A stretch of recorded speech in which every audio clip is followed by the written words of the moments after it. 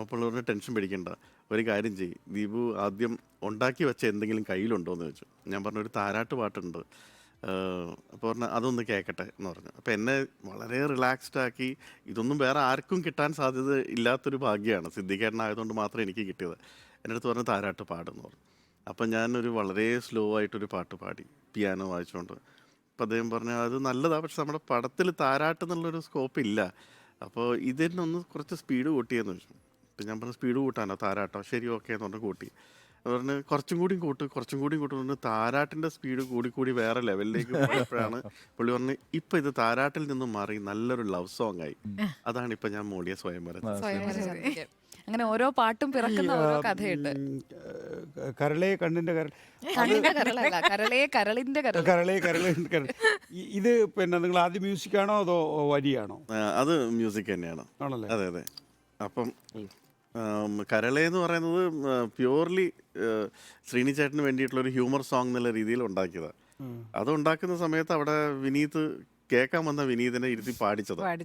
ഈ പാട് ഇതൊന്ന് കേൾക്കട്ടെ എന്ന് പറഞ്ഞപ്പോ നീ തന്നെ കറക്റ്റ് എന്ന് പറഞ്ഞു. പക്ഷെ അതിന്റെ ആ ഒരു പാട്ടിന്റെ പല പല റേഞ്ച് ഉണ്ടല്ലോ. അതെ അതെ അതെ.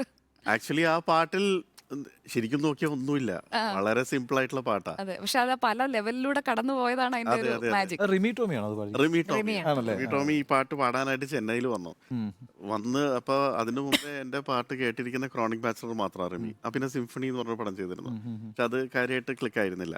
അപ്പൊ ഈ ക്രോണിക് ബാച്ചലർ കേട്ട് റിമി എന്നെ വിളിച്ച ചേട്ടാ എന്തെങ്കിലുമൊക്കെ ഉണ്ടെങ്കിൽ പറയണം. പിന്നെ റിമീനെ വിദ്യാസാഗറിന്റെ സ്റ്റുഡിയോയിൽ കണ്ടിട്ടുണ്ടായിരുന്നു. ചിങ്ങമാസൊക്കെ പാടാൻ വരുമ്പോൾ വിദ്യാജീനെ അസിസ്റ്റ് ചെയ്തിരുന്നത്. അപ്പോൾ ആ ഒരു പരിചയം വെച്ച് എൻ്റെ അടുത്ത് പറഞ്ഞാൽ എന്തെങ്കിലും ഉണ്ടെങ്കിൽ പറയണം എന്ന് പറഞ്ഞു. ഉദയനാട് താരത്തിന് വന്നിട്ട് എന്തോ ട്രെയിൻ മിസ്സായിട്ട് കാർ ഓടിച്ച് ചെന്നൈ വരെ വന്ന് പാടിക്കഴിഞ്ഞിട്ട് എൻ്റെ അടുത്ത് പറഞ്ഞു ചേട്ടാ അടുത്ത പ്രാവശ്യം എന്തെങ്കിലും പാടാനുള്ള പാട്ട് വിളിക്കണം, ഇത് ആകെ 4 വരി ഞാനില്ല നിന്നോട് കൂടാന്ന് മാത്രമല്ലേ ഉള്ളൂ. പക്ഷെ അതിലെ കൂട്ടി കിട്ടില്ലല്ലോ ചേട്ടാ, അതൊക്കെ ഭയങ്കര ഹിറ്റായി. അതൊരു 2 വരി. പല്ലവിയിൽ ഞാനില്ല നിന്നോട് കൂടാൻ. അപ്പൊ ഇവളെ സംബന്ധിച്ച് അത് സോറി റിമി ആയിട്ടുള്ള ഒരു അടുപ്പത്തിന്റെ പോയത്. അപ്പൊ എൻ്റെ അടുത്ത് പറഞ്ഞു ഇവള് പ്രതീക്ഷിച്ചത് കുറെ ഉണ്ടാവുന്ന. അപ്പൊ ഞാൻ പറഞ്ഞു ഇത് അങ്ങനെ ഇതിനെ ചെറുതായി കാണരുത്, ഇതെങ്ങാനും ഈ 2 വരി ക്ലിക്കായ വേറെ ലെവലാന്ന് പറഞ്ഞു. ആവട്ടെ ചേട്ടാ എന്ന് പറഞ്ഞു. പക്ഷെ ഇപ്പൊ ഞാൻ എപ്പോഴും അത് പറഞ്ഞ് കളിയാക്കും. അതെ, അപ്പൊ അത്രയും ഒരു എന്താ പറയാ സിൻസിയർ ആയിട്ട് തന്നെ സംസാരിക്കുന്നതാണ്. അപ്പൊ വിനീത് എങ്ങനെ എത്തി അവിടെ? വിനീത് വന്നത് അച്ഛനെ കാണാൻ വന്നത്, ഇതിന്റെ നമ്മുടെ കമ്പോസിങ് നടക്കുന്നതിന്റെ ഇടയിൽ കൂടി എന്തോ ആവശ്യത്തിന് അവിടെ വന്നത്. അപ്പൊ റോഷൻ അവിടെ ഇരുത്തി നീ ഇവിടെ ഇരിക്കും, നീ ഇപ്പൊ ഒരു പാട്ട് എടുത്ത് പാടിയതല്ലേ മറ്റേ കസവിന്റെ തട്ട് എന്ന് പറഞ്ഞ പാട്ടില്ലേ, മറ്റേ കിളിച്ചുണ്ടൻ മാമ്പഴത്തിലും അത് പാടിയിരിക്കുന്ന സമയമായിരുന്നു. അപ്പൊ അത് എനിക്ക് അറിയായിരുന്നു, കാരണം അതിന് ഞാൻ വായിച്ചിട്ടുണ്ട്. അപ്പം വിനീതിന്റെ അടുത്ത് പറഞ്ഞു വിനീത് ഇതൊന്ന് പാട്.